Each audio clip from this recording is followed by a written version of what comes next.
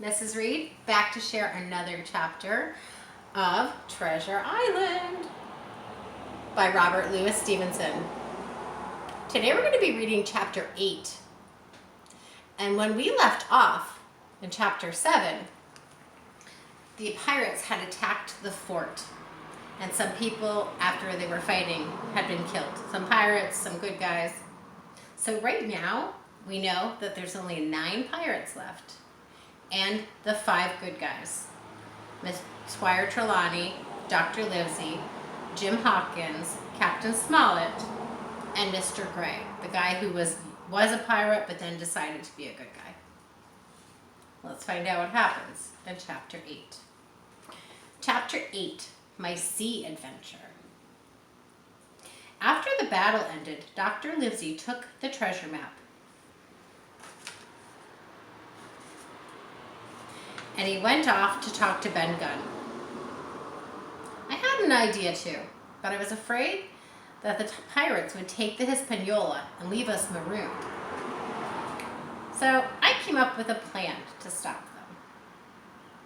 It was so dangerous that I knew that the others would never let me try it. So I waited until no one was watching, and I sneaked out of the fort. Ben Gunn had told me where he had left his lifeboat, hidden, and it didn't take me very long to find it. The boat was made of wood, and it was covered with goat skins. Goat skins meaning the skin of a goat, kind of like cow skin, which is leather, which is kind of nice and waterproof. A round boat is really hard to row, and this was a round boat like a teacup. But I did make it to our ship. I can picture myself trying to row a round boat. I feel like I'd be spinning in circles. This was my plan. I would cut the Hispaniola loose from its anchor, and the ship would drift ashore and get stuck in the sand. Later, we could pull it free, but at least for now, the pirates couldn't sail away on it and leave us marooned. There was a rope hanging over the stern of the ship.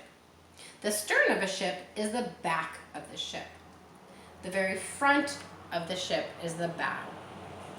So they're throwing the rope over the back of the ship, the stern.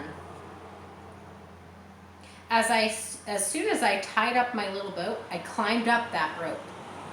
Hanging from it, I was able to peer through a cabin window, and I saw Israel Hands and another pirate that were inside the cabin.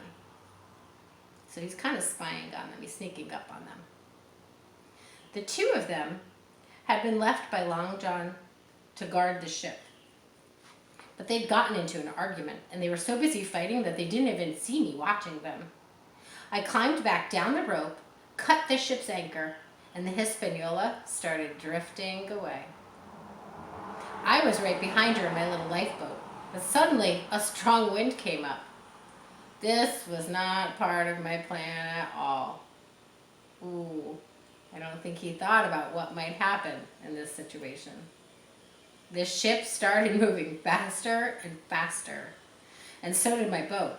And soon we were caught in a fast current, and we were being swept all around to the other side of the island. I don't think that was in his plan. And soon the waves were so huge, and I rowed with all of my might, but I could not get back to shore. The big ship and the little ship, the big ship and the little boat kept drifting all around the island. No one seemed to be sailing the Hispaniola, and I wondered why Mr. Hands and the other man didn't stop fighting to try and save the ship. So remember, there's pirates on board the Hispaniola. So how could they not notice that that ship was moving? I'm wondering. We drifted all night. So Jim Hawkins is in his little boat, and the pirates are on the Hispaniola, the big boat, and they're all just circling the island, drifting around. By morning, we had reached the southwest tip of Treasure Island. I'm going to pause for a minute. I'm going to show you a picture of where they are. So they're down here now. They started up here, but when Jim put his plan into action, somehow, I don't know which direction they went in, but somehow they ended up down here. So they're kind of way off track. We drifted all night, and by morning we had reached the southwest tip of Treasure Island. By now I was very thirsty. If I stayed on my little boat, I would be swept far out to sea. I'd surely die. And I was so tired, I wanted to give up. But I knew I had to keep my wits about me, and my only hope was to get on board the Hispaniola. I began rowing towards the big ship. But just then, the wind changed again, and the Hispaniola began to turn around in circles, and she tossed up and down in the waves, and suddenly the ship was headed right for my little boat. The jib boom, meaning the long pole that held up all the sails, was swinging free, and when it swung right over my head, I reached up and grabbed it, and I held on tight. Seconds later, I heard a loud crack. The Hispaniola had run right over my little boat, and it sank quickly out of sight. I scrambled onto the deck. The first thing I saw, I don't know how he scrambled up there. I scrambled up onto the deck, and the first thing I saw was one of the two sailors. He was dead. He was killed in last night's fight. Israel Hands lay nearby, alive but wounded. His legs seemed to be badly hurt. "I am taking over the ship," I told him. Mr. Hands looked up at me. "Very well, Captain Hawkins." Wow, Jim is pretty brave and brazen. "I'll obey you. I have no choice." So he's not only taken over the ship, he's taking over charge of the pirates. I knew that there was a small cove on the north side of the island, so I decided to hide the Hispaniola there. I'm wondering how Jim knows how to sail this huge ship all by himself. So his job right now, or what his plan is to take the ship from way down here to get way back up here.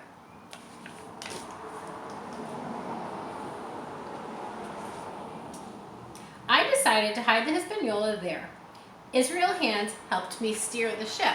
Oh, so the pirates are helping him out. He didn't want to drift out to sea any more than I did, but soon he began to complain. "I'm thirsty," he said. "Would you go below and get me a drink?" I don't think you should be asking the captain of the boat to get him a drink. I went, but I did not trust Mr. Hands. Before I went below, I sneaked a look back at him, and as soon as he thought I was gone, he started to walk perfectly well, and he found a bloody knife lying on the deck, and he hid it inside of his shirt. That was smart of Jim to stop and look back and not really be 100% trusting of this pirate guy. Because now he knows that he's not really safe. I pretended not to know about the knife. When I came back on deck, Mr. Hands was limping again, and together we hauled in the sails and we got the ship safely into the cove. And for a few minutes, I was so busy that I almost forgot Mr. Hands was just pretending to be badly hurt. But all of a sudden, something made me turn around. He had sneaked up behind me. He pulled the knife and he charged at me.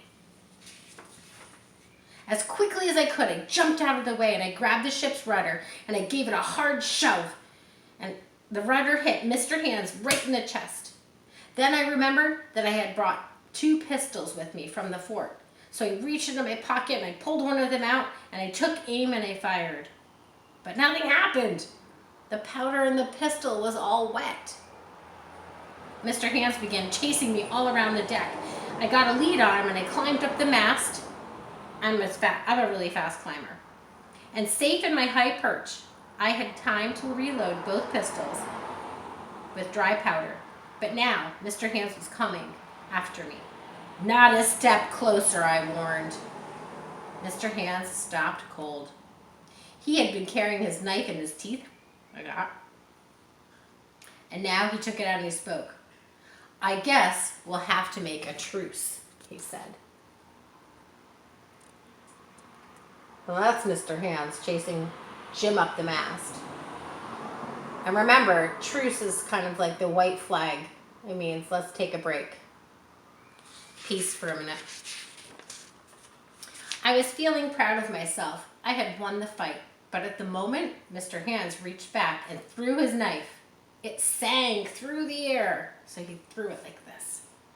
And I felt a sharp pain in my shoulder, and at the same instant, I heard 2 shots. My pistol had gone off. I didn't even remember firing them. Mr. Hands gasped, and he fell backward, and he hit the water with a smack. I would have fallen too, but the knife had pinned my shirt to the mast. I had killed a man. The horror of it made me feel sick inside. Oh my gosh, me too. I stared down at the green water. It was so clear that I could see Mr. Hand's body lying on the bottom. Whatever happened, I didn't want to fall into the water beside him. I pulled myself free and I climbed back down to the deck. That was a lot of action and a lot of suspense. And that's also the end of chapter 8. Tune in next time for chapter 9. Thanks for being a great listener.